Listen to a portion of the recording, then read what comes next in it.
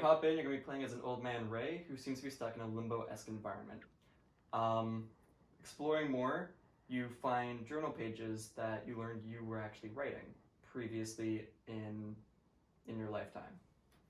As you continue to explore, you're going to learn more about the actual environment, the story, and you're going to be faced with puzzles that you'll have to solve. The physical rig that we had set up for this was we had a fake tree placed in the corner to help kind of create that sense of being in a forest. We also had a record player to help create the connection between the record player and the actual gramophone that we had in the house that Ray lives in.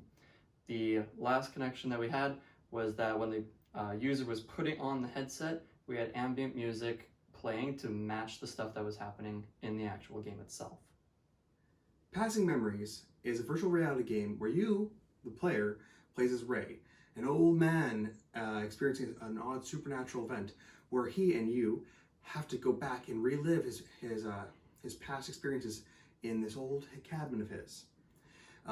In those memories, you as the player and Ray will reenact, or as you the player will choose, decisions that will either help or hinder the environment and this place, the cabin.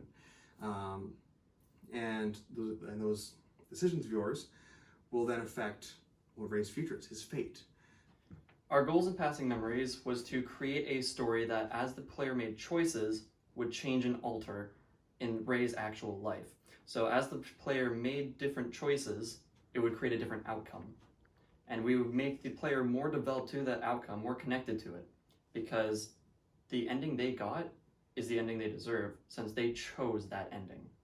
Another goal that we wanted to focus on was engaging the player more into this actual narrative by creating snippets of dialogue throughout different objects. So when you interacted with stuff, you would get a little bit of information about the actual story, about the character Ray, about his wife Emma, and about the life that they lived together. Passing Memories was designed on one core concept, that your decisions matter, and that those decisions and that concept was in every single aspect of the game and its development, from the music, the lighting, the terrain, the mechanics, everything. All of those things were either a new decision, a new aspect of a decision that would change the game, change your experience of it, or was some enhancing aspect of that decision. Passing Memory creates an emotional connection between the user and the player Ray.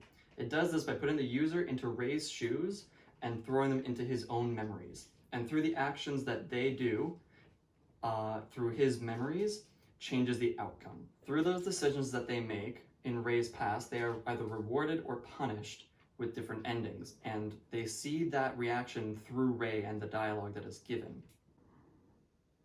So did you have fun? Yeah, I liked it a lot. I liked the being able to touch the different objects, and that it felt like there was lots of unique elements to it. It wasn't just like, it didn't feel like there was just like assets pulled. It felt like you guys put time and thought into creating different objects to interact with. I liked the juxtaposition of the grayscale versus the full color. I thought that was really good in differentiating tones, and the different endings were very, very interesting as well. Cool. Second question. Did you feel like your choices had an impact in the game? Yeah, because definitely like choosing the different pipes, it brought me to different endings.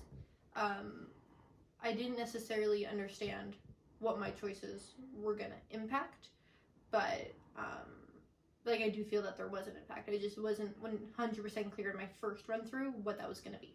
But going through the second time definitely helped.